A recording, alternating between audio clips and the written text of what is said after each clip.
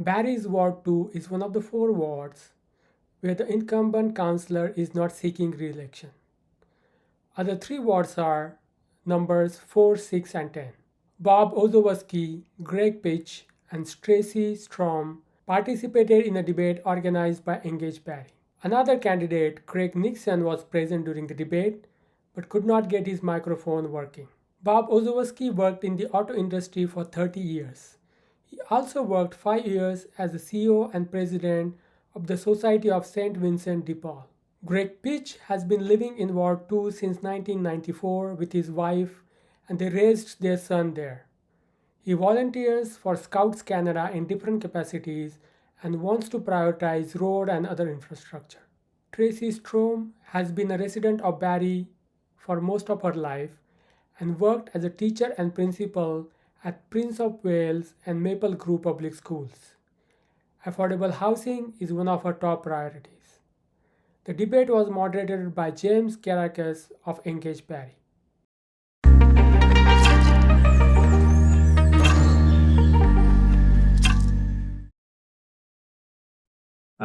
On behalf of Engage Barrie, I wanted to welcome you to the Ward 2 All Candidates meeting. My name is James Caracas. I'm a volunteer with Engage Barrie.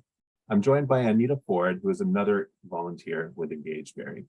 Engage Barrie was formed to create an equitable community, to mobilize and empower people, and to build an engaged local democracy. To that end, we thank you, both candidates and community, for attending tonight's event. Before we begin, I'd like to acknowledge that our city sits on the traditional land of the Anishinaabe people. The Anishinaabe include the Odawa, Ojibwe, and Bodowadne nations, collectively known as the Three Fires Confederacy. This land is now home to many diverse First Nations, Inuit, and Métis peoples. As a settler, I'm grateful for the opportunity to work and live here and want to thank all generations of people who have taken care of this land for thousands of years. I also believe the contributions and historic importance of the Indigenous peoples must be connected to all of our commitments to work towards truth and reconciliation in this and all our communities. Thank you. Now to tonight's meeting. Tonight's meeting will be structured almost like a job interview. Each candidate will be given the opportunity to answer the same question. 3 questions have been provided ahead of time, and the rest will hopefully be generated by our audience tonight. Audience, if you do have a question, please type it into the Q&A tab, and Anita will add it to our queue. Each answer will be timed. When there are 30 seconds left in the available time, Anita will raise the hand emoji. This does not mean keep talking. Once the hand is lowered, your time is up. And if need be, I will interrupt the candidate during the answer. We will start with candidate introductions. Each candidate will be given 1.5 minutes, that's 90 seconds for those of you counting at home, to introduce themselves and give an overview of their campaign. From there, we'll move on to the questions. Each candidate will have 2.5 minutes to answer each question. We are recording tonight's session and it will be posted on engagebarrie.com, where you will also find candidate profiles, information on how and when to vote, and so much more. To that note, candidates who are unable to appear this evening have been extended the opportunity to answer the questions in an offline fashion. Should we receive them, their answers will be posted alongside the recording of tonight's meeting. If nobody has any questions, let's proceed right away to the candidate profiles. We're going to go alphabetical order by last name, which I believe we'll start with you, Bob. So Bob, if you don't mind taking 1.5 minutes to introduce yourself and your campaign, that would be great. Good evening, everyone. I just wish we could actually do this in person. It'd be an awful lot more fun to do that. I spent over 30 years in the auto industry, which created a very strong work ethic in me and an ability to maintain very high standards, even when it came to pressure and pushback from management. I spent 5 years as the CEO and president of the Society St. Vincent de Paul, Toronto Central Council. It was a charity that did $8 million in work with the City of Toronto, running 11 homes and shelters for the city. I've worked with people who have been addicted to drugs, are in recovery, and people that were formerly homeless. I'm basing my platform on three key things: common sense, respect for the taxpayer, and building affordable and sustainable housing. Common sense is not something that everyone has, but it is something that you gain by work and life experience. I've been disappointed with the level of representation in Ward 2. Sometimes it's been non-existent, and I've been getting that feedback from people I've been talking to also. A councillor should be responsive to his constituents, whether or not you like their opinions, whether or not you can answer a question or even be able to do something about an issue. You should be getting back to people either with a phone call or an email. Our city is at a crucial point right now where we need affordable and sustainable housing. This housing needs to be built quickly to meet the needs of the homeless, people that have lost shelter, people who are on low income, whether social assistance or on ODSP, and also those people that are low wage earners who are earning below the standard of at least a living wage of $19 an hour within Simcoe County. Thanks, Bob. Thank you. Greg, if you would mind giving us your 90 seconds or so of introduction. Thanks very much. Well, hi, everyone. First, I'd really like to thank Engage Barrie for hosting the ward debates. It's a great way for voters to make better informed decisions on who should represent their interests over the next 4 years. And for those that don't know me, I'm Greg Peach. My wife and I have been residents of the ward since '94, and we have very much enjoyed raising our son Adam in a city that offers so much. I have certainly had my interactions with the city over the years, and as a longtime resident, I have seen many changes at the city, and some not necessarily for the better. As a resident of Ward 2, I feel like we've not been represented very well at City Hall over the last while, and I have the time and the ability to give back to the city that I love. I've never been involved in politics before, but I'm very much a community-minded volunteer at heart. I've been involved in scouting all my life, and I still volunteer in several roles within Scouts Canada. I truly feel like we have a responsibility to leave the city in better shape than we found it, and to be good stewards of the land so that it can be passed on to the next generation, whether it's for our family or for the next people that move to town. I believe that we need to prioritize capital expenditures on our crumbling roads and infrastructures within Ward 2, as well as ensuring that the police and other agencies have the resources to ensure that our streets and neighborhoods are safe for all. Our dollar only goes so far, and costs are increasing, so we need to make sure that we get the best bang for our buck. And if we're talking about tax increases, we need to know where best to spend that money. Thanks very much. Thank you, Greg. Now let's move on to Tracy. Tracy, please take the floor. Sorry, the unmute button got me.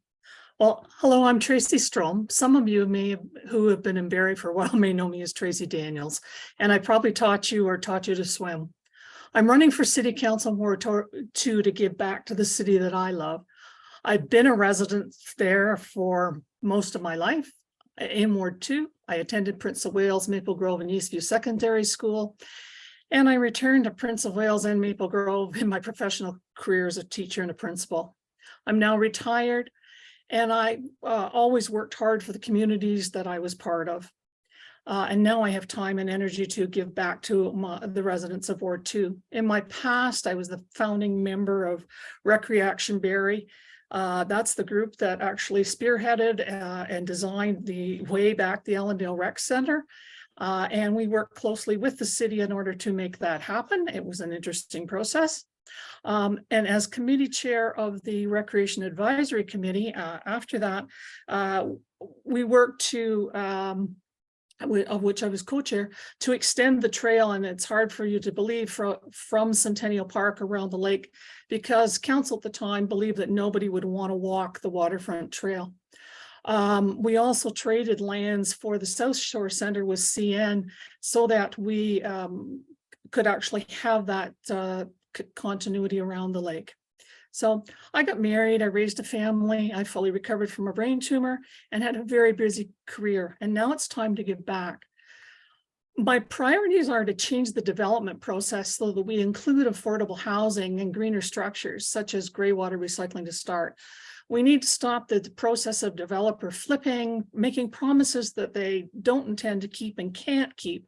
The one that comes to mind is the grocery store for downtown that has never come. This process has happened since the A block and H block, where things were promised and the city has never developed on it. Our downtown needs some work. Every council has said we need to revitalize, but they haven't set the infrastructure and the structure in order to make it possible for people to live downtown, function downtown, and for small businesses to exist with the existing structure.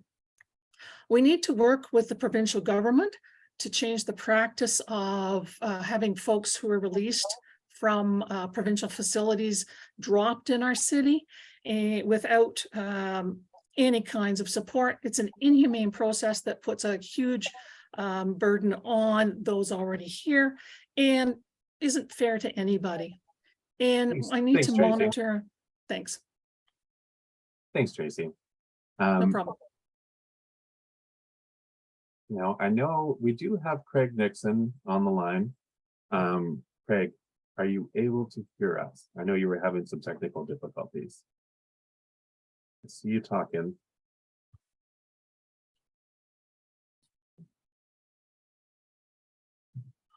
It's too bad. Unfortunately, we won't be able to hear from Craig. Craig, we'll reach out afterwards and let's find a way to get your answers posted to our website to these questions, as well as your opening statement. I'm sorry you're having difficulties. That's going to move us into our first question.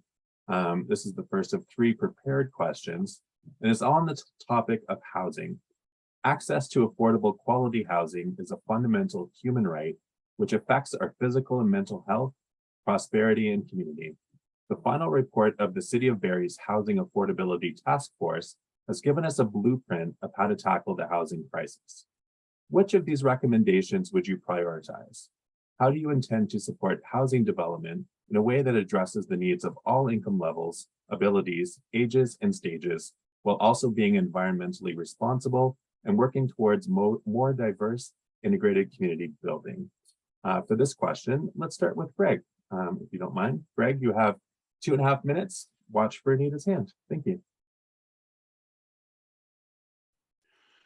All right. Well, thank you very much. Again, these are some really good questions, and it's a tough one to tackle in such a short time frame. One of the things that was pointed out in the task force report was to make sure that we clearly identify what the term affordable housing means, because depending on who we're talking to and who we're speaking with, that term can mean many different things, and perhaps using the term housing affordability would be more accurate. The task force has laid out a good blueprint on how to tackle the crisis, and I do support implementing dedicated city resources, such as having a senior staff member overseeing and ensuring the delivery of the affordable housing strategy, so that there is consistency across the board and being able to speed up the timeline in the approval process of implementing the different priorities. We do need to review the existing inventory of unused properties and vacant buildings to determine which would provide the biggest impact in the shortest time frame for reducing the homeless population. If we were to take a creative approach and adopt ideas from other countries, we would be able to convert more buildings such as Lucy's Place, the old Bars Motel. But taking it a step further, we could convert commercial or unused office buildings into affordable housing for the homeless, or even possibly creating senior villages that would become more self-contained and offering them what they need without having to travel quite so far and across the city. The other thing to look at is innovative building practices that would allow the use of new materials and include modular or tiny homes, thus lowering the cost for affordable housing and at the same time reducing the city carbon footprint. Thanks. That's great. Thank you, Greg. Tracy, I have you up next for this question. You have 2.5 minutes. Thank you. Thank you. I support looking at using both the unused commercial and institutional lands for housing, but I do think we need to go one step further and require that all new and renovated developments of over a certain size, I'm thinking 20 units, include at least 10% of their property for assisted or geared to income or affordable housing, administered by an agency such as the Barrie Housing Authority.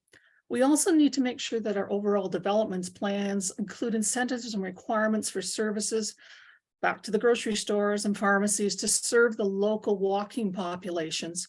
You know, we often put affordable housing in places where taking a bus to get food is a major expense. So for that family over time, we need to think of those things. It's hard to be a green community if you have to drive to get all your basic necessities. Thank you. Thank you, Tracy. Next up will be Bob. Bob, if you don't mind, you have 2.5 minutes. The Housing Affordability Task Force report came out in 2021. In my opinion, these recommendations are 10 years too late. We have two issues in the city of Barrie. The first issue is affordable housing for low income working people, those on social assistance or ODSP. The second issue we have is housing affordability for working families and individuals looking to buy or to rent in Barrie. I would prioritize building affordable housing, urging developers to actually redevelop existing lands. A very good example is take a drive up Bayfield, go down to Mapleview. What do you see? Big box stores, wasted real estate, parking lots, but no housing on the main streets.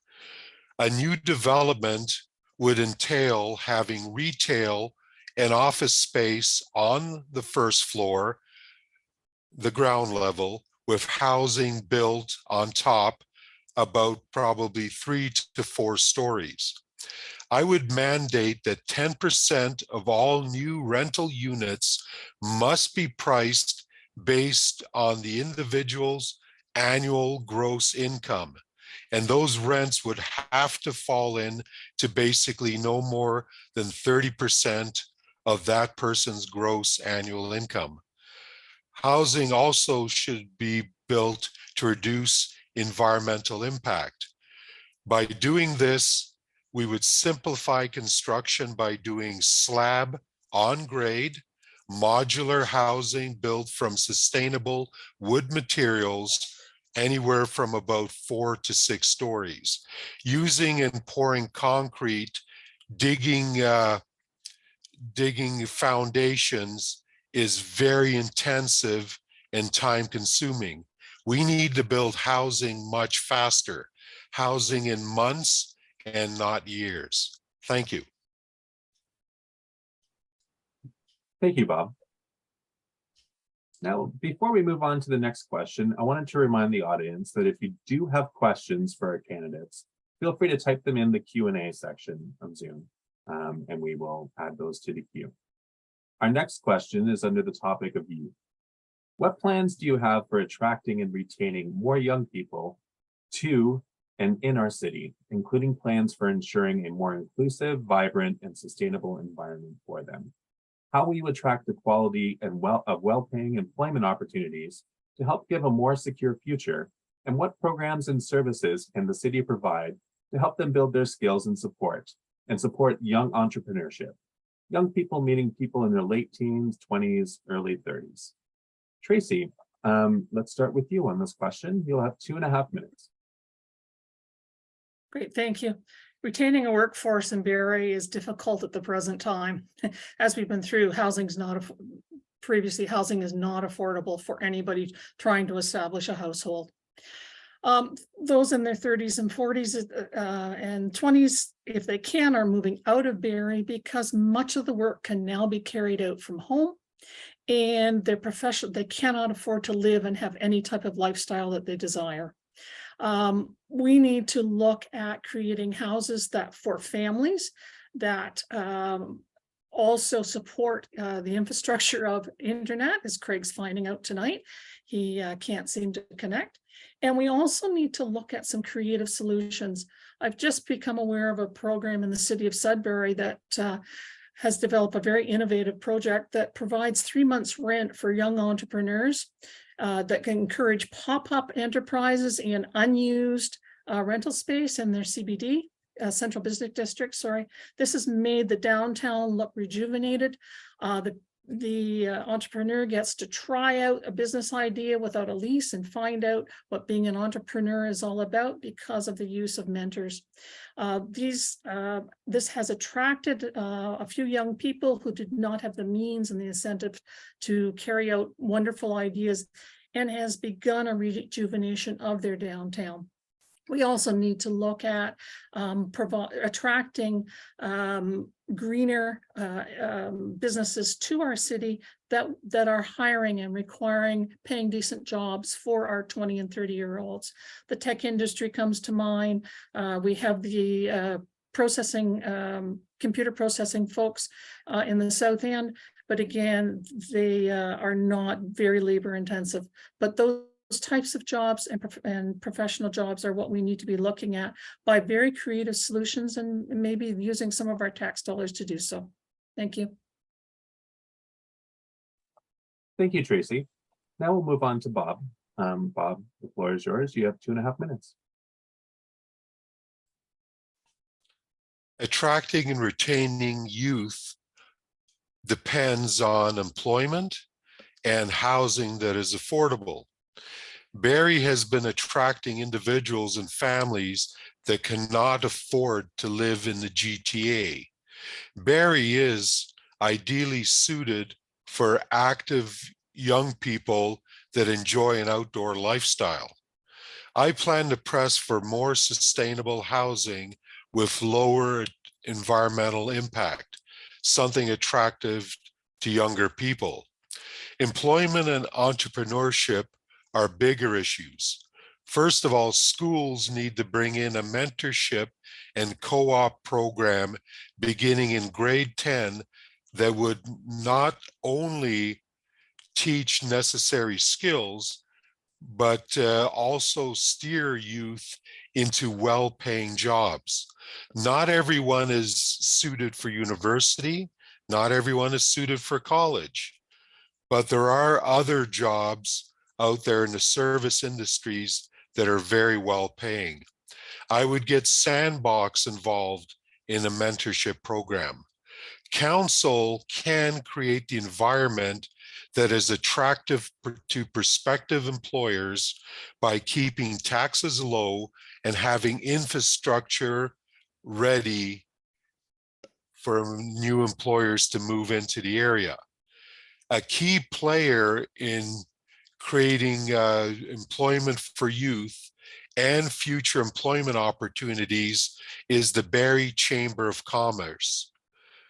Now, the job of the Chamber of Commerce is to sell the merits of locating in the city of Barrie. A very good example was when the Chamber of Commerce actually brought General Electric into Barrie in the 1940s, and that became a major employer for the next several decades. Thank you. Thank you, Bob. And finally, we'll finish up this question with Greg. Greg, the floor is yours. You have 2.5 minutes. Thank you.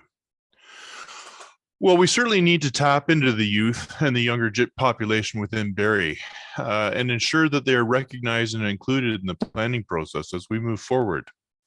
One of the things that we've been very successful within Scouts Canada is to advocate for youth leadership roles and to drive the movement forward. You may have noticed recently that adults that have switched from being called a leader are being called scouters, because it's the youth that actually take on the leadership roles and truly are our leaders and the visionaries of tomorrow. We can certainly bring that in and address that more at City Hall and making sure that they're included in our many plans that are going forward. We need to make sure that we have excellent educational opportunities, whether it's a Georgian taking college, university, or trade classes, and a city that is welcoming and inclusive to support their needs. We need to ensure that there is affordable housing and business opportunities, and partnering with the Sandbox is one way to be able to bridge that gap so that they don't need to look for other locations. We need to ensure that the city has the ability to attract innovative businesses to call Barrie home that will add skilled employment opportunities. Our city truly is a jewel that offers so much in terms of our waterfront, our hiking and biking and skis, and so much more, that we have the responsibility to adopt innovative planning so that we can have our 15-minute or walkable communities, that our public transportation is quick and efficient, and that bike and walking paths are at the forefront of the planning stages instead of an afterthought. Thank you. Thank you, Greg. This will bring us to the last of our prepared questions, and this deals with growth.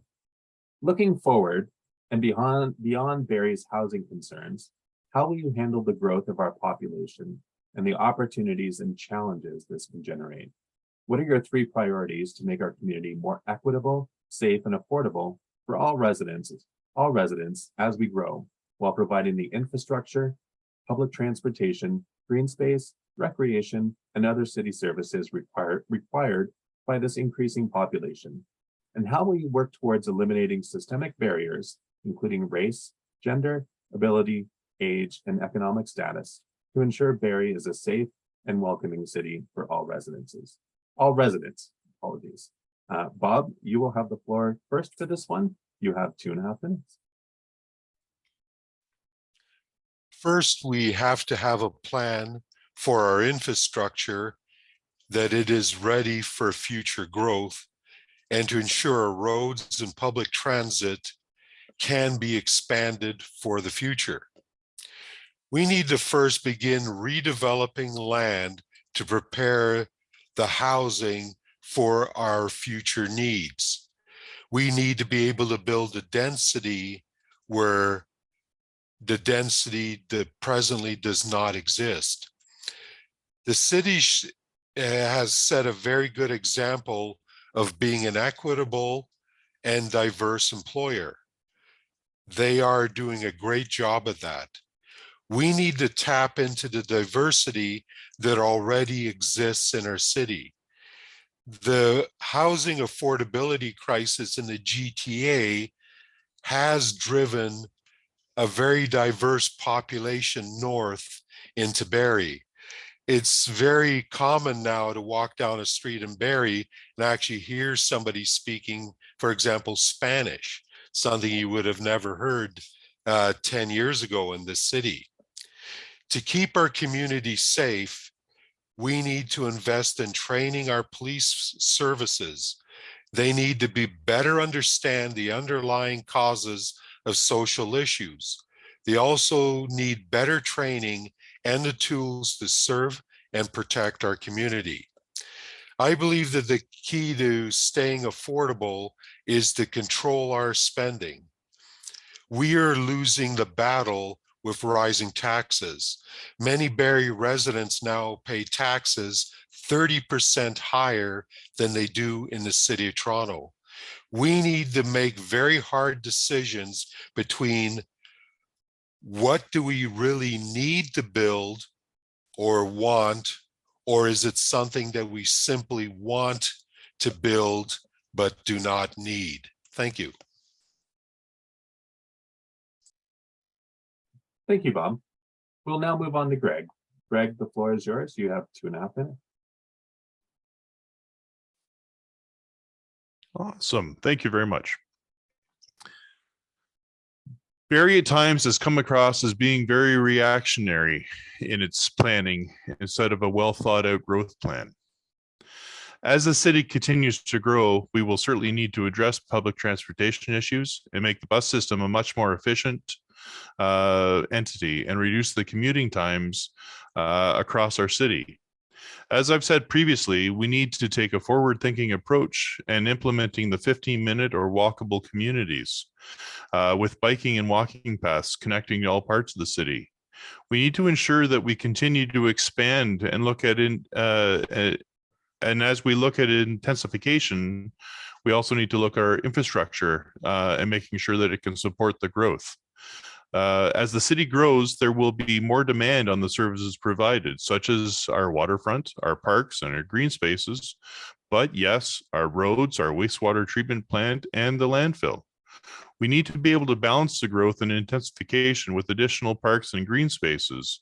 And as we clear additional lands for building, we need to strengthen or adopt new standards in being able to bring our city back to greenery. And so whether we're planting new trees or creating new parks or watersheds to offset what we're losing. The city needs to continue its efforts in eliminating systemic barriers at City Hall and indeed across the city so that the Barrie can continue to grow while being a welcoming community for all. Thank you. Thank you, Greg. We'll wrap up this question now with Tracy. Tracy, the floor is yours. Well, as previously stated, we need to work with the provincial government to stop the practice of releasing vulnerable people with no familial or financial supports in our city.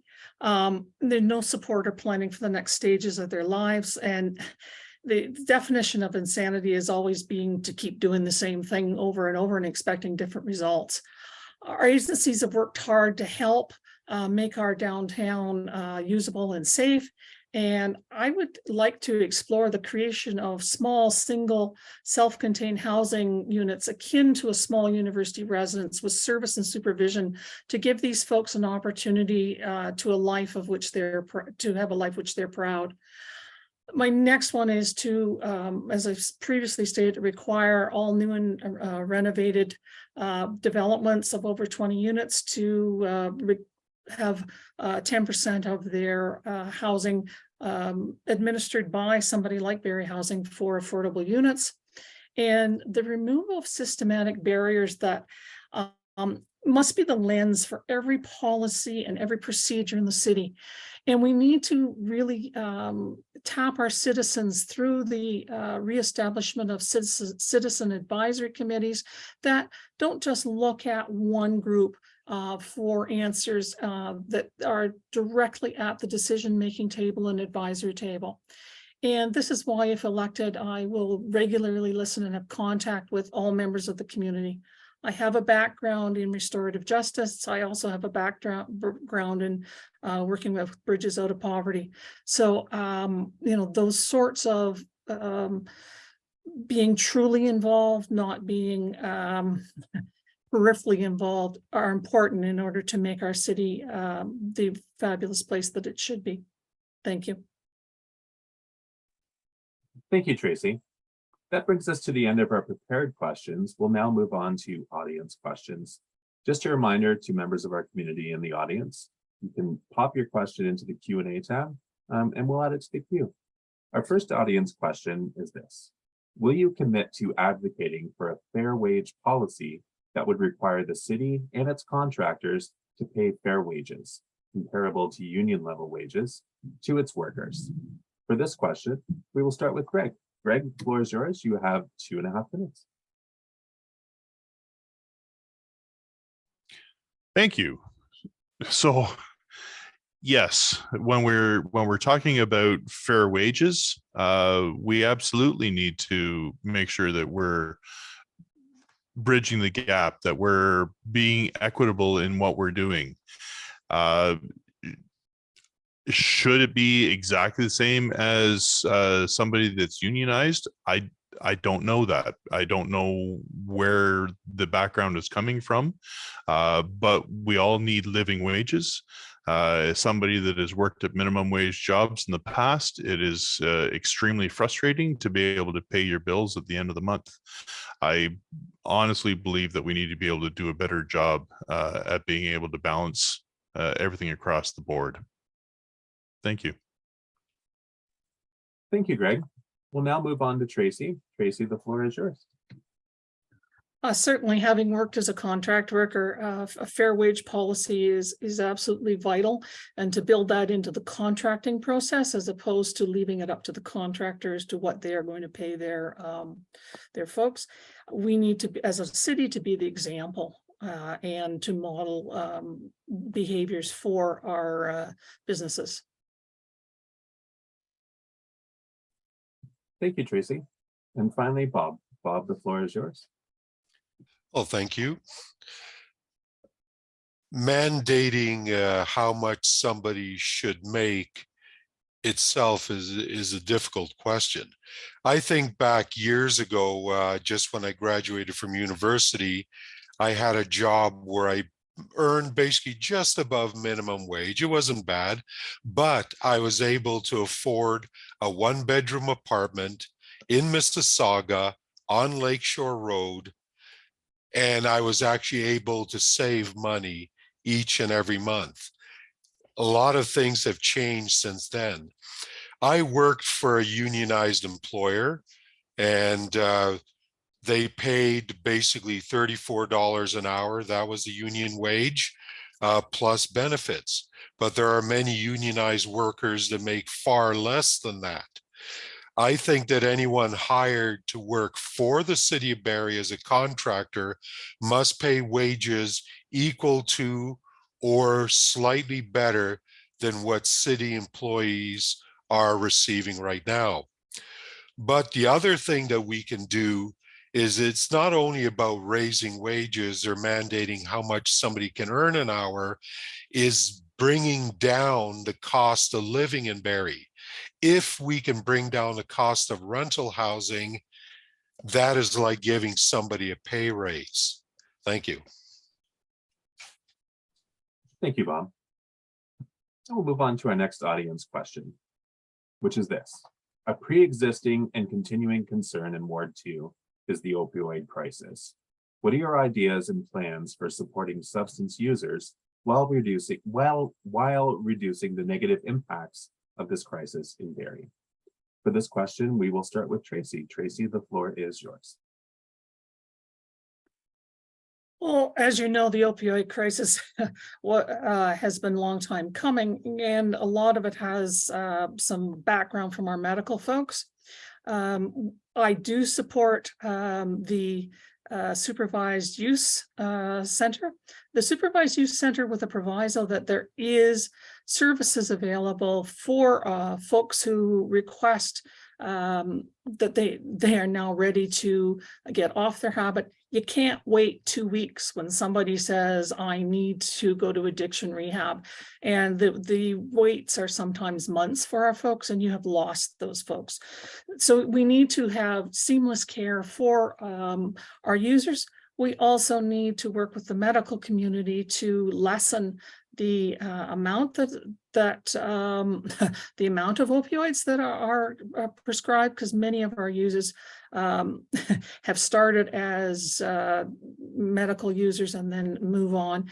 The big one is the illegal use of fentanyl and the import of fentanyl and creation of fentanyl within our system that our police and intelligence communities need to deal with. And that's big business running that, folks. And don't kid yourselves. It's a lot of big businesses that have legit sides, and we need to have our CMP explore and work with those in order to, use a multi-pronged approach in order that we can eliminate, or certainly, I'm not thinking we'll eliminate, but we need to have opioid use lessen and other possibilities for folks. Thank you. Thank you, Tracy. We'll move on to Bob now. Bob, the floor is yours. I do support the opening of this safe injection site. A lot of residents in Ward 2 have been apprehensive about the present location or proposed location on Innisfil Road. I really do think another location would have been better suited. They had a site proposed on Sophia, which I thought would have been much better. But getting to the opioid crisis, we need to attack this issue differently. We need to be doing what they're doing in places like Portugal and Holland, where drug addiction is now treated as an illness. So people are given a choice. If somebody is arrested for minor possession, they have a choice: go into treatment or be incarcerated. The problem is we need to establish a system provincially to be able to treat people for opioid addiction. Opioid addiction is not like alcoholism, where a 12-step program is going to dry somebody out in weeks or months, then start them into recovery. Opioids completely rewire the brain and created a dependency that can actually kill someone. I feel very badly for people that have suffered from opioids. I know people that have suffered. When I worked with the Society of St. Vincent de Paul, we had a lot of people that had gone into recovery.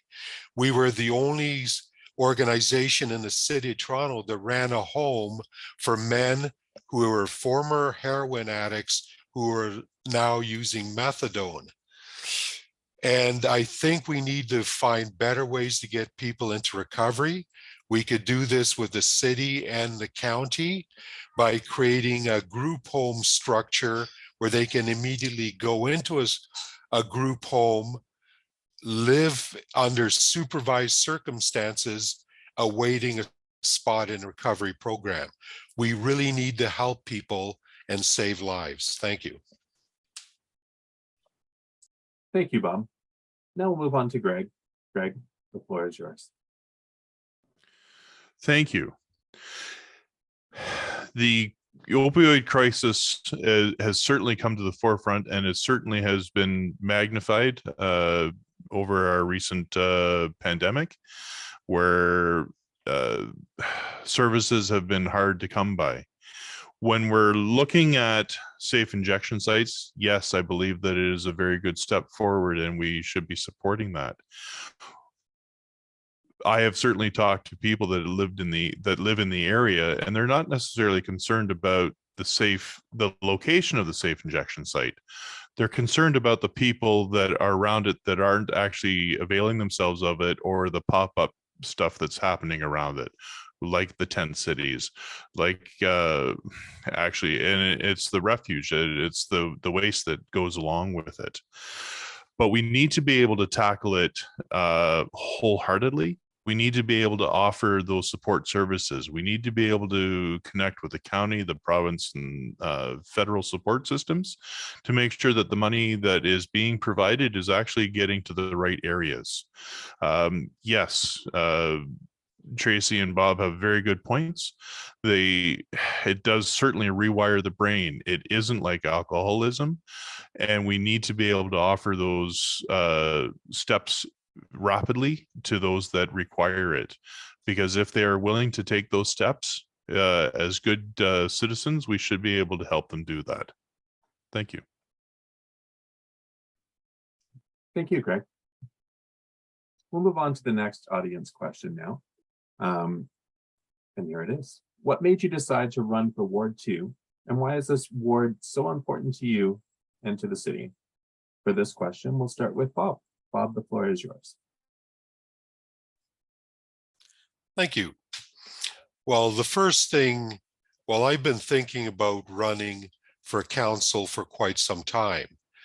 And what really spurred me on was the quality of the representation that we were getting in Ward 2. And as I've said before, I believe that we were not very well represented. The councillor was not responsive to telephone calls or emails. And like most residents, I think that very little was done for the ward over the last 4 years. I believe in giving back to the community. As I mentioned, I was CEO and president, Society St. Vincent de Paul. 5 years, I ran a board of directors. That was a volunteer position. It took an awful lot of my time. I spent 11 years volunteering, working with people living in poverty. I've always wanted to find a way to give back to the community. When I lived in Markham, I was probably a little bit spoiled because my gold standard for a councillor, a lady named Valerie Burke, she would answer your email on a Sunday within an hour of emailing her on an issue. If garbage wasn't picked up, any issue or problem you had, if you emailed her, she had a work order issued through the city and she responded to that. I don't expect every councillor to be that great at doing the job. My family and I love living in Ward 2. We want this to be part of our life for a very long time. And I don't want to see this ward going downhill. I want to see Barrie become the city that it's capable of becoming. This is a treasure, it's a jewel, and we need to find ways to work to make the city affordable and better. Thank you. Thank you, Bob. We'll move on to Greg now. Greg, the floor is yours. Thank you. Well, why did I want to run in as councillor for Ward 2? I've lived in the ward since '94. It's been a beautiful place for us to raise a family. Just passionate about the city. As Bob had said, we haven't had good representation over the last number of cycles, and I wanted to be that voice. I want to be able to lean on my professional experience and my volunteerism to be able to tackle the issues head on. I've had great success at being able to see both sides of an issue, to understand that there may be more than two sides to an issue, and bring everybody together to be able to mediate that to a successful resolution. I've been frustrated with what's happened in the ward, and I've felt as residents, the focus has gone a bit more downtown than it has across the residential side of things. And I have a good working knowledge of roads and infrastructure. Spending many years as a child. My father was a civil engineer, and I spent all summer from the age of 12 on being on road sites, surveying, being able to see construction go, write my MTO equivalency exams, and do contract admin work for the MTO. So I feel that I can help prioritize some of the roads and infrastructure spending and make sure that we get the best bang for our buck for the ward. And to be perfectly honest, I feel that we have to have a better, safer neighborhood. And the interactions that I've had with those that are traveling through our ward, whether they're being dropped off downtown and they're traveling through, really spurred me to action at this point in time. And honestly, the biggest thing of all was my son. He's heard me talk about it for many years of wanting to give back to the city. And he said, you know, Dad, this is the time to do it. And if we don't listen to our children, what are we doing? Thank you. Thank you, Greg. And finally, we'll finish up on this question with Tracy. Tracy, the floor is yours. Well, I now have time to give back to the city that I love and see a need for some leadership that looks at all perspectives. I have a very good skills in community building. Take a look at the creation of the Angus Youth Coalition, which a colleague and I put together in order to serve youth and their families. And that model has been replicated across the province and actually the country in order to use existing funds in order to provide services that are identified by the community and involve the community in planning. In Ward 2, we've got huge infrastructure changes coming with the Sophia Creek project coming online shortly, which will involve digging from and actually expropriation of some houses right from Maple Grove all the way through to downtown. And that's going to have a huge impact on our citizens. And the Ward 2 area is the heart of our city. We have a downtown that has the possibility of being a vibrant place that and serving all citizens with community as a community hub. But for some reasons, and I can't get into them now, our downtown requires some creative solutions and requires some look at making it vital for people like me who right now don't walk downtown too often because we're not sure what we're going to encounter or going to find. And that's a sad comment on our city. And I'm not the only one who, having lived here for most of my life and having walked all over the city most of the time, we need to make some changes and make some changes quickly. I look at when I make a decision on who's it going to affect, who is it going to benefit, and sometimes we need to look at the benefits way beyond, the immediate ones. And I always look at where's the money coming from and who's profiting from the decisions. And sometimes we need to look beyond this. And I've been very good right throughout my career of looking at those issues.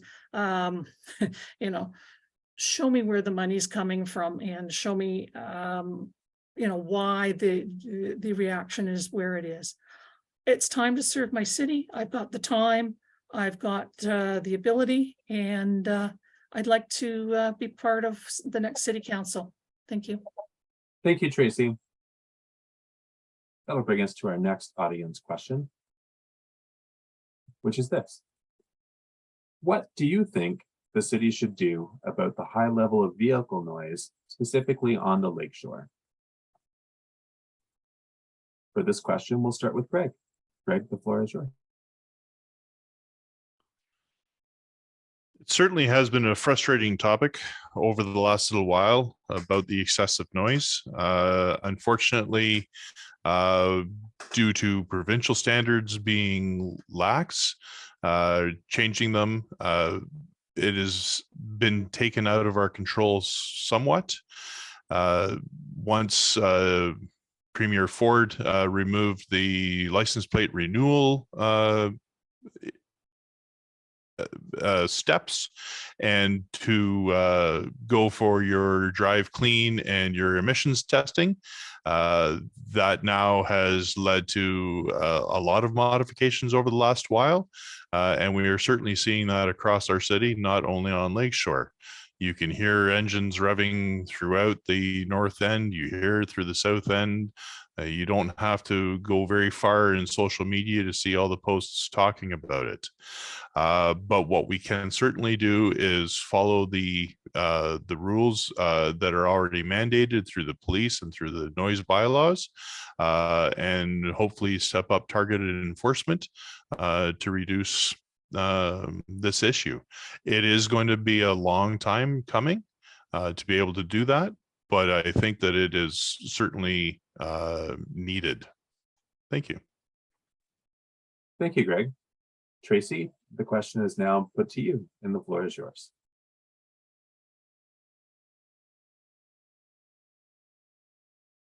Sorry, Tracy, you're on mute.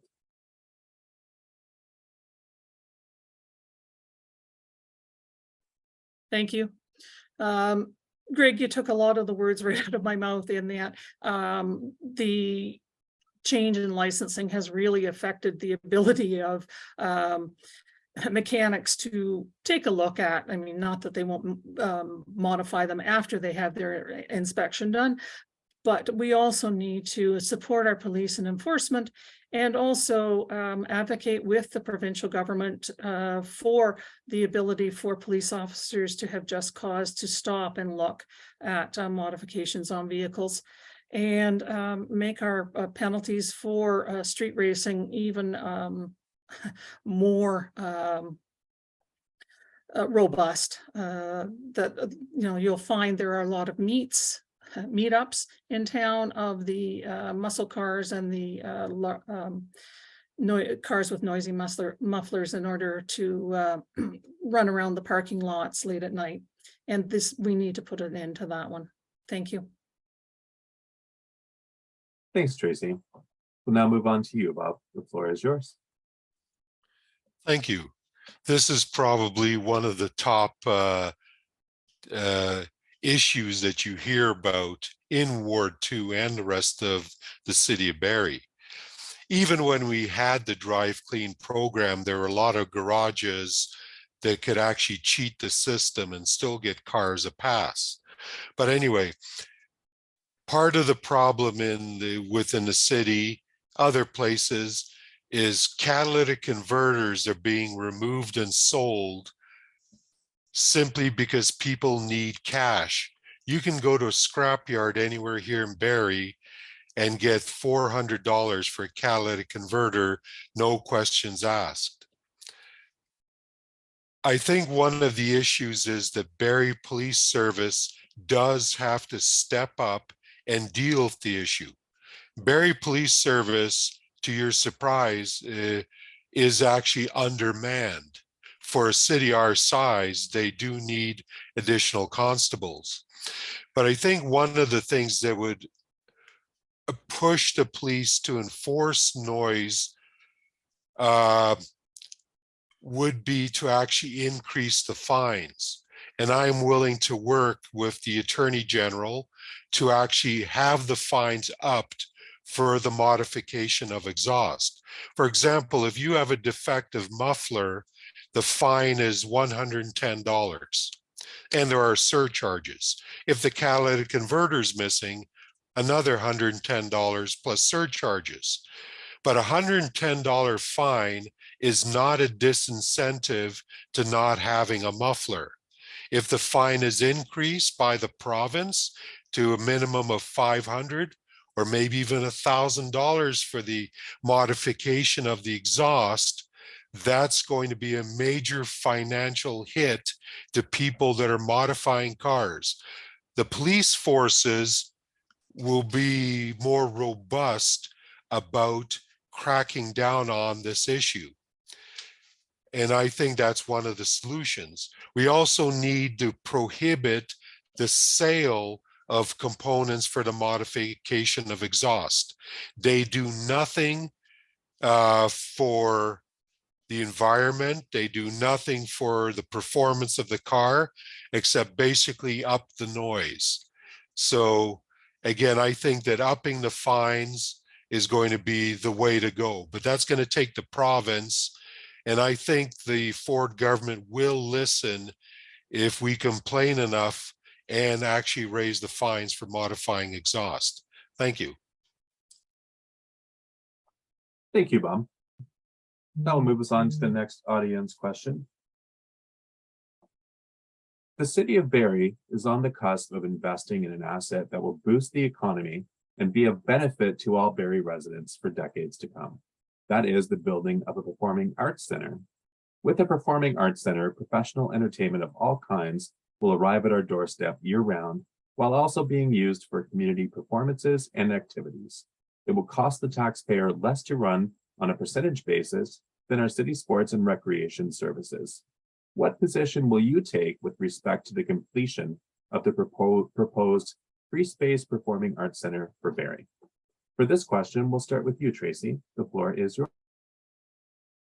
In concept, I certainly support the creation of a performing arts center, which has already been done in by studies. We need to look really creatively at creating revenue streams within the Performing Arts Center. Can it be used for conventions? Can it be used in other flexible ways?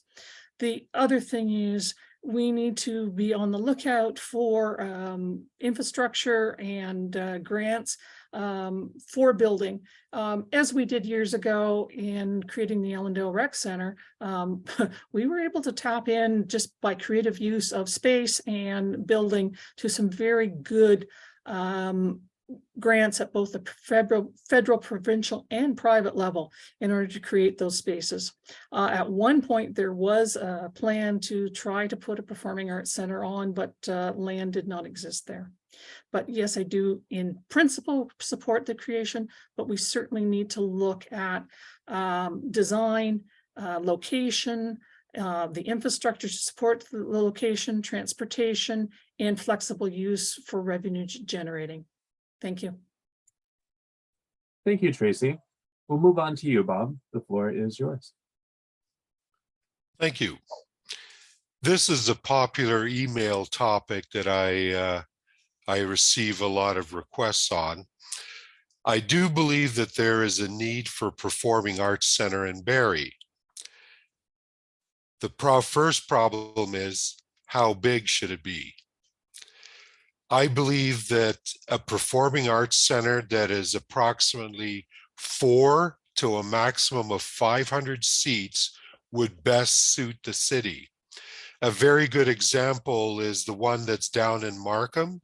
It's called the Flato Theater, and Flato seems like a very odd name, but that's actually the commercial sponsor.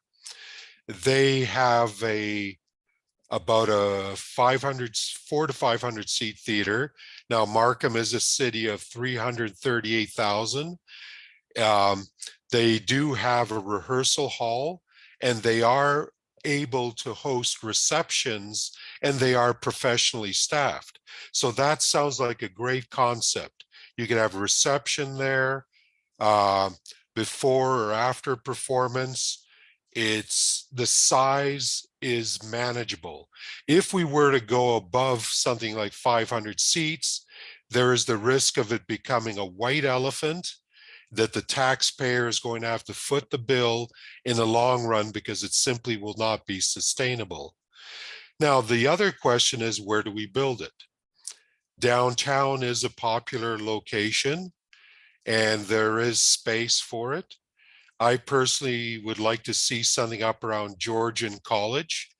And my thinking behind that is it simply puts it right off Highway 400, which means people from the GTA, Toronto, Vaughan, people from Aurelia, and from around Simcoe County could very easily access it because it'd be directly off the highway. So regardless of where it would be, I think, yes, we should build a performing arts center, and let's keep it small enough where it's manageable. Thank you. Thank you, Bob. The question is now put to you, Greg, and the floor is yours. Thank you. It wasn't actually something that was initially on my radar when I first started to figure out the reasons why I was running for councillor for Ward 2. But it certainly became apparent that it is certainly a priority for those that do live in the ward. It has been brought to my attention on many fronts. And the more I think about it, the more I realize that growing up, we certainly traveled from our town to Kitchener, to the center and the square. We certainly took in performing arts. I know that we have traveled to Toronto on numerous occasions, taking our son so that he could participate in some of these, and realizing that, yes, we do have an underutilized space that we could possibly put one on. So yes, I think it's important for us to build a vibrant community, to be able to offer amenities to those that wish to move to Barrie, to those that wish to travel to Barrie. But we do need to be mindful of the cost spending. So the sizing is going to be critical. And yes, we don't need to have a 2,000 seat stadium, but something in that 500 person capacity would certainly be beneficial. Thank you. Thank you, Greg. This will bring us to our next audience submitted question, which is this. What is your opinion about having more high density condos or apartments in the downtown? Do you believe we should keep building the city up or out with annexed land? For this question, we'll start with you, Bob. The floor is yours. My position is to say no to more high-rise condos within the downtown area. One of the beautiful sites we have on the waterfront is the Algonquin Ridge, which you can see north of the city. We are basically defacing the land by building additional condos. Now, first of all, the condo buildings are not sustainable. In the future, these buildings are going to make it more difficult to reach a net zero when it comes to carbon emissions. I personally believe that, first of all, we should not be building over 6 stories. And the reason for that is that buildings within a height of about 6 stories can actually benefit from the tree canopy within the city for a cooling effect and also shelter in winter. Now, I do not believe that we need to develop more land within Barrie. I go back to my platform where I argue that we can redevelop what has already been developed. And right now down in Park Place, the developer down there is talking about putting a condo within Park Place, a low-rise condo. Great idea. Let's put low-rise housing up where Georgian Mall is. Let's utilize that land properly. Bayfield on both sides, great places to put low-rise high housing, retail space, which will create employment, places for offices, so people can live and go to work without even needing to get on a bus or into their car. That's what we should be doing. If developers want to build in this city, they need to start playing by our rules, and that'll be redevelop the land that you already have and utilize that land properly. No more high-rise condos. Thank you. Thank you, Bob. We'll now move on to you, Greg. Greg, the floor is yours. We certainly need to be mindful in terms of development and the impact that any high rise is going to have. Do I believe that we need to have more high rises down at the waterfront? No, I think that we should be able to maintain our waterfront, maintain the views, and start to build further back from the water. But in terms of intensification, in terms of being able to offer resources and living accommodations for all, we do need to limit high rises close to the waterfront, immediately adjacent to the waterfront, and have them go higher further back. Bob does raise some very good points in terms of using the trees and the canopies for cooling effects, because we do need to be mindful of our carbon footprint. And thank you very much. Thank you, Greg. And finally, we'll move on to Tracy. Tracy, the floor is yours. In theory, limiting the amount of high rises down near the waterfront is a good plan. We also need to be very aware that the provincial government, under their new mandate, can overrule any decision that a city makes. And we need to be very creative in putting in legislation or law or building mandates that actually promote intensification in a good way. You need to take a look at the 32 stories proposed for Owen Street and Collier Street in order to really become aware that there are problems with what the developers want to do. And somehow we need to be able to legislate what type of housing we want and what housing looks like. But in the back of our minds, we need to work with other municipalities to get over the provincial ability to absolutely overrule any decision a city makes. And this is dangerous. Thank you. Thank you so much, Tracy. This will bring us on to our next audience submitted question, which is this. It is common to believe that let's try that again, James. It is common to believe that municipally elected officials are accountable to violence and harassment in the workplace policies. However, this is not the case. In addition to the maximum consequence for egregious acts of harassment is a 3-month suspension without pay. A bill called Stopping Harassment and Abuse by Local Leaders Act was brought forward to introduce provincial legislation that would deter municipal councillors and board members from engaging in harassment by holding them to account for their actions, but it was not passed before the provincial election. It has since been reintroduced as Bill 5. Do you support this bill? And if elected, what would you do to support it? For this question, we'll start with you, Greg. The floor is yours. Thank you. It's actually sad to have to go to this level. But yes, I do support Bill 5 in terms of stopping harassment and abuse. We teach our children about online bullying. We teach our children to grow up with respect, to treat others with respect. And I don't understand what the disconnect is until when people become adults, and then this starts a downward spiral. I think that we all deserve respect when we step up, and it doesn't matter whether we're in public office or not.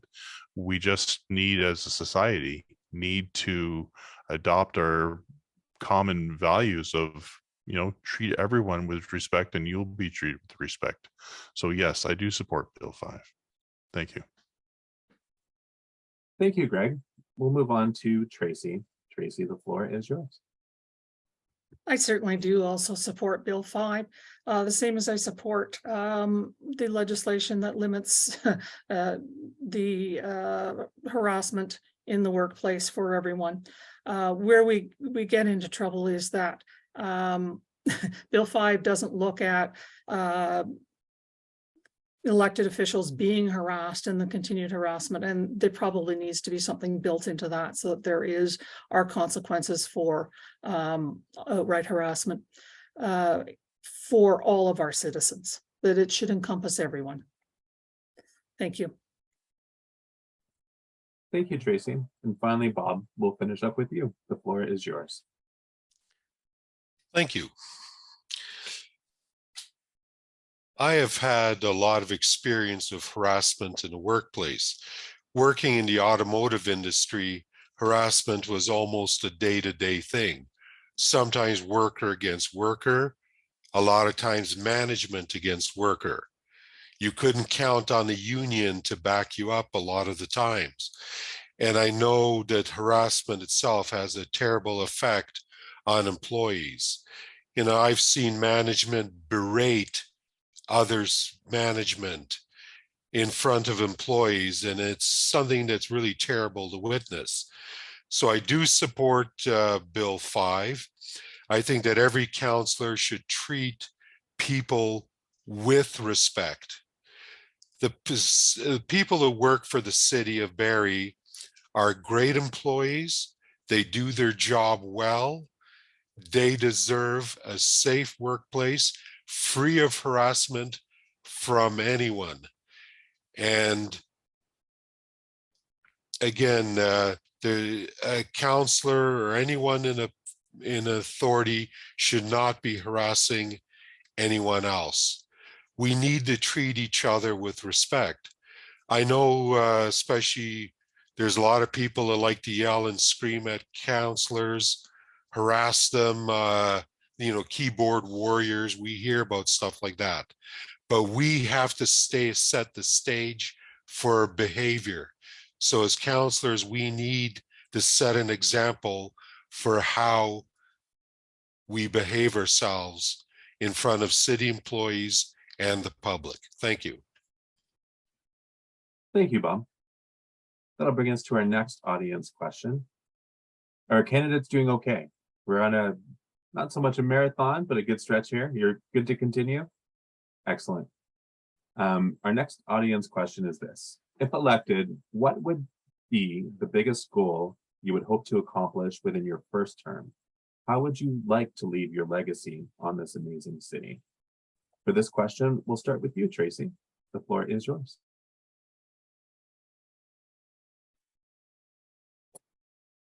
Oh, I would like to leave the city. I'd like to leave the city in a better situation.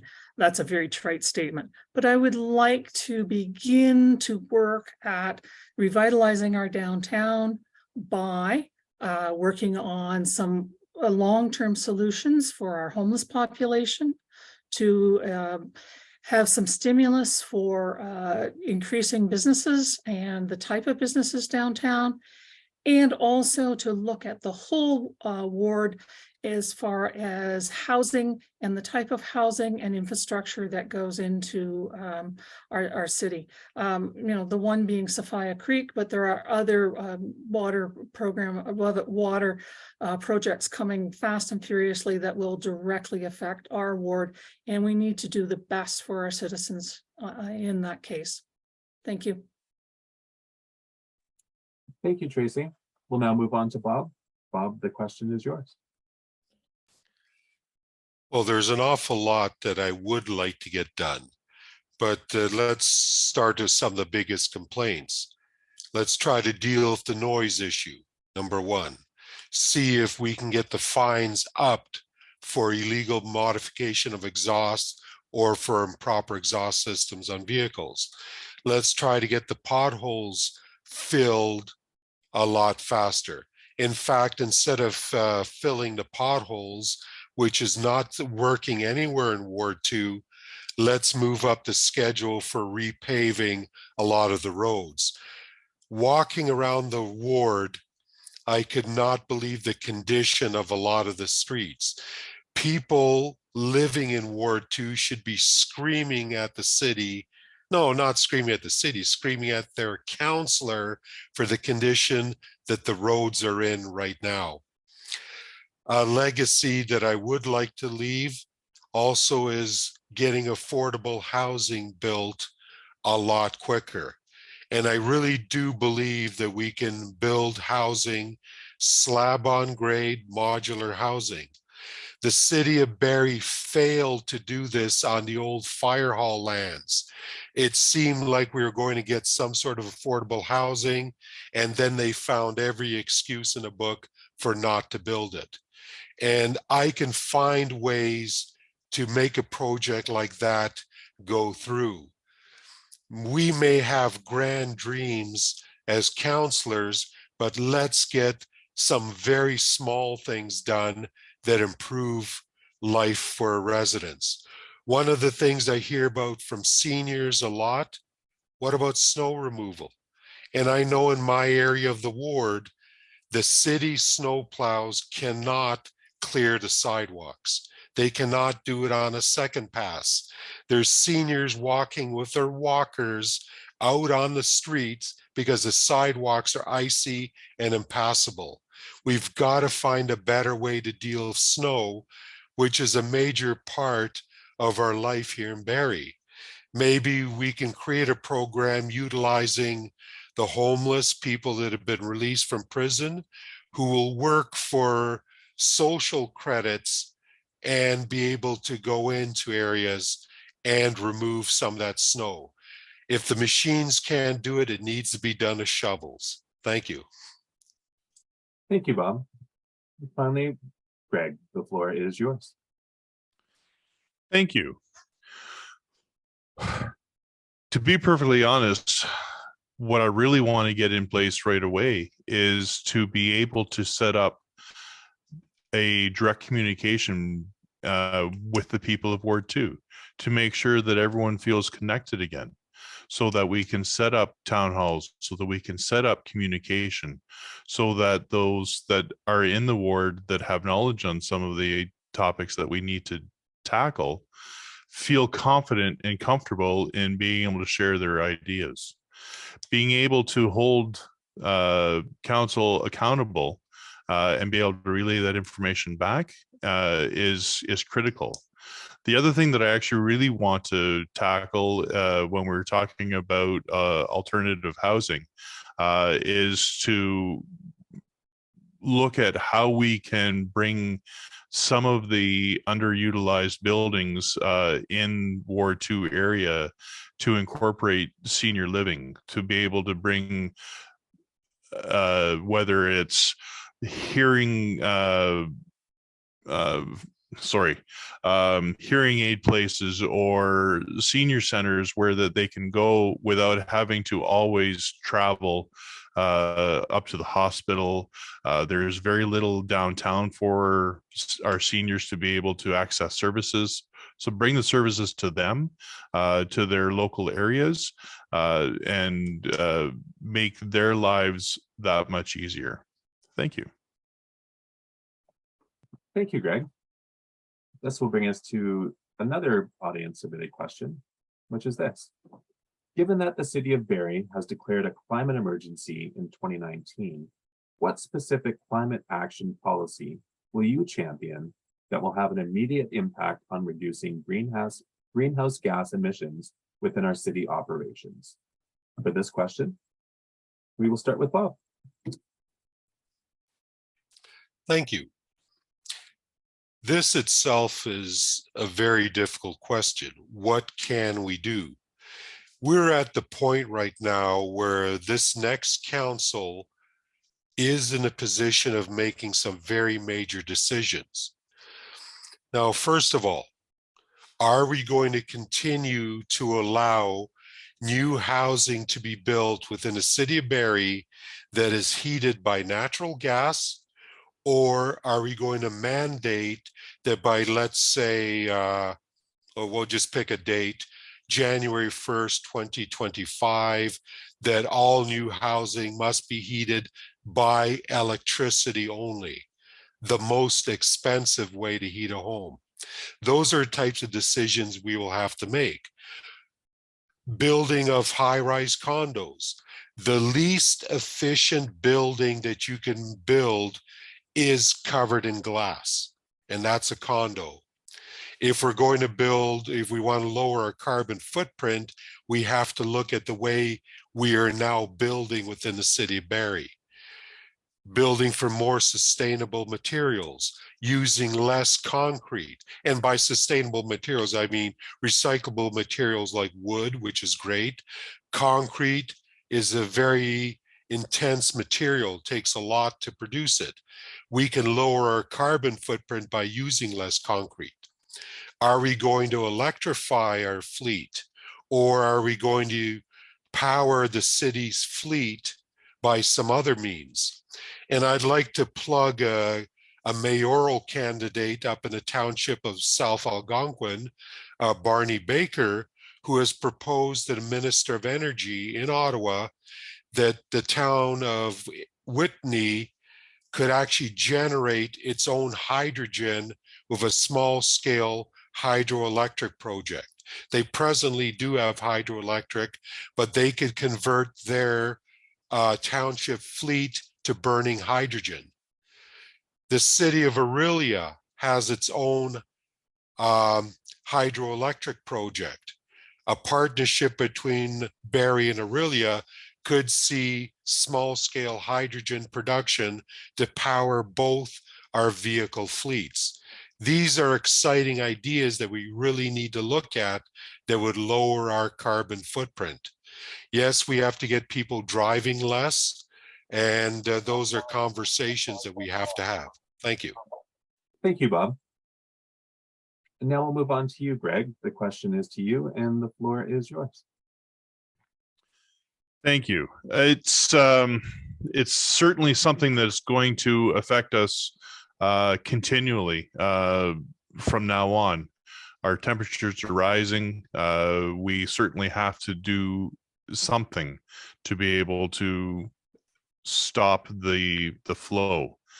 In terms of something that could be implemented right away, we could certainly look at the possibility of an idling bylaw, so that the vehicles are not always running. I do know that the majority of vehicles start in the morning and they don't get turned off until they're parked at night. That is immediately the first thing that can be done. Yes, we can look at alternative fueling systems, whether it is electric vehicles or some other means, but to get right off the start, we could do the idling. The city has been extremely proactive in the past, changing over the street lights so that we reduce less energy. So simple things can often be the best. Thank you. Thank you, Greg. And finally, Tracy, we'll finish up with you. The floor is yours. We need to build some greener structures into our building codes and to our building approvals. The inclusion of electric vehicle charging stations within all new developments and all retrofitted developments needs to be a priority, and it could probably even be in our housing stock. The other thing is to look at how we are processing gray water in this city and our requirements for gray water reuse. There are systems now that are fully used in Europe that actually self-sustain gray water and brown water within the building of, for instance, a smaller, larger condo, and save tremendous amounts of energy and transport for these buildings. We need to very carefully look at our inclusion of geothermal heat on large structures and eventually smaller ones. And we need to look at how our city fleet works and runs and be the example of, whether it's hydrogen or electric vehicle use. And to create those 15-minute walkable communities that you can actually get your groceries and get your necessities without having to hop and drive all over the city. Thank you. Thank you, Tracy. As we wind down, I feel like we have no more audience questions. We do have one pre-submitted question that I think is a good one to finish up on. And it reads, Engage Barrie organization is dedicated to increasing public engagement with local politics. As a councillor, what will you do to make sure the public is listened to and involved with local decision making? For this question, we'll start with you, Greg. The floor is yours. Thank you. Well, I think I've already kind of touched on that subject a little bit by making sure that we continue to have town halls, that we find new ways of engaging the citizens of Ward 2 so that they are heard, that they feel comfortable in being able to offer their thoughts and opinions, and to be able to hold everyone accountable. So being able to include everyone is very key in my plan moving forward, because everyone needs to be heard. Thank you. Thank you, Greg. We'll move on to Tracy. Tracy, the floor is yours. We need to be very creative in how we engage all of our citizens, be it conversation, be it polls, and we need to be very mindful of their time and the effort that needs to be put in. And they need to see that if they respond, that their voices are heard and that their voices matter within what happens at City Hall. Town halls are great. But those quick, here's what's happening at City Council this week. Please give me your opinion.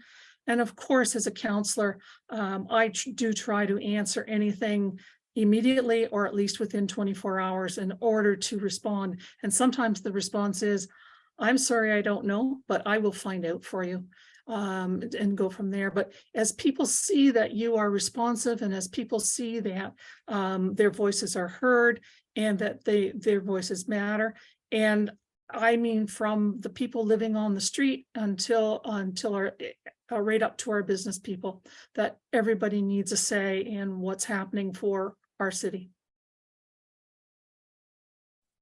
Thank you so much, Tracy. And finally, Bob, the floor is yours. Well, thank you. Well, my mantra has been, I want to cater to your intelligence and draw on your experience. As a counselor, one of the first things I do is to instate a regular electronic newsletter. The newsletter may initially need to go out by the old snail mail delivered by Canada Post, but hopefully I can build a large enough database from the residents of Ward 2 where I could send an electronic newsletter at least 2 to 3 times a year. I want to draw on the experience of people out there. I want to hear what the complaints are, what you think the city should be doing, and what possible solutions are. Just this evening, I've learned listening to Greg. I've learned things listening to Tracy. There are great ideas out there. We need to bring these ideas together. And my job as counselor is to take the best of those ideas, bring them to council, and try to move the city forward. In this world, we're all connected. There's no excuse for not answering an email. Most people have this thing in their pocket or, you know, at home. So a counselor is always accessible. It doesn't mean that a counselor should have to answer emails on the weekend, but a counselor, even though this is a part-time job in the city of Barrie, it needs to be treated as a full-time job. Communication with the constituents is a full-time job. Getting the message out, what's happening, getting feedback, what's going wrong, or what can we do better. That's what I would like to do. Thank you. Thanks so much, Bob. I want to thank all of the candidates for your time tonight. And as we wrap up, we'd like to give you, a little bit of time here, sort of to summarize for the members of the community here. Again, summarizing the last hour and a half that we just spent together, as well as giving them an idea of, perhaps why they should vote for you. For this question, in natural order, we will start with Tracy. Tracy, the floor is yours. Well, first, thank you for putting this on. It's a lot of work, I know. I would like to represent the citizens of Ward 2 at Barrie City Council. I feel I have the depth and breadth of experience and also a little bit of history in my background on the city in order to make our city a safe and sustainable environment for people to retire, to raise their children, and to visit as citizens. We haven't even mentioned tourism tonight, and we miss a lot of our tourist dollars just by not having a city that people see as a tourist spot, except for those people that come on to Lakeshore Drive in the park on the summer weekends. I also am very good at researching, at making decisions, at looking at from all different perspectives, at what's the problem or what's the solution and who does it affect. I may not be as quick as some at making a decision, but it's always well thought out and always looks at what benefits the most people and what benefits everybody else. I'm here to serve, because I like my city. I have no other reason to become a city councillor than it's time to give back and to have the city that I love continue to grow and be sustainable. Thank you. Thank you, Tracy. Now we'll move to Bob. Bob, the floor is yours. Thank you. All my life, I've been a man that has worked very hard. Long hours, starting early, finishing late. Well, I'm here to give back to the city of Barrie. I'm here to give back to you as the residents, and I'm also here to work hard for you. I may have not lived here as long as some of the other candidates. I've only lived here full time since 2017. Barrie actually has been part of my life for well over 20 years. I managed a property here, rental property, before I moved up here permanently. But I have a passion for giving back, and I have a vision for doing it. And with feedback from you, you will feed that vision and give me the energy to keep pushing for you. Again, let's make some small changes in the city to make the city more livable. Little things, like remember at one time at Minette's Point, where the bathroom was actually open all winter. We have people ice fishing here, tourism in the winter. But the city says, no, it's too hard to keep the bathroom open during the winter. Let's shut it down. Little things like that that make life more comfortable for the residents of Barrie. Cleaning up our streets, revitalizing the downtown. But to revitalize the downtown, we are going to have more people move into the downtown, which means building housing quickly, get that population up, bring the life and vitality back to the downtown core. Again, there's a lot of work to be done here. It's time to roll up the sleeves, pick up the shovel, and let's start building a better Ward 2. Thank you. Thanks so much, Bob. And finally, we'll wrap up with you, Greg. The floor is yours. Well, thank you. And again, I want to thank Engage Barrie for putting this on. It's been very informative. And if anything, I realize that the voters of Ward 2 have a tough decision to make. You have some very good candidates, and I'm not sure that I can tell you how I stand out from others, but the passion that I have for the city and the willingness to give back is the same as the other candidates that are here. I truly feel that this is the right time for me to step forward and be a part of city council. I've always felt that if you want to be a part of the solution, that you need to stand up to the plate. I want to bring some honesty and integrity back to City Hall. It's one of the things that I've always stood for, and I kind of joke about it, but I've said 3 oaths in my lifetime. I've said one to scouting, I've said one to my country because I served for 5 years, and I have said one to my wife. I have not broken any of them, nor do I intend to. Thanks very much. Thank you so much, Greg. And with that, that will bring our Ward 2 candidates meeting to a close.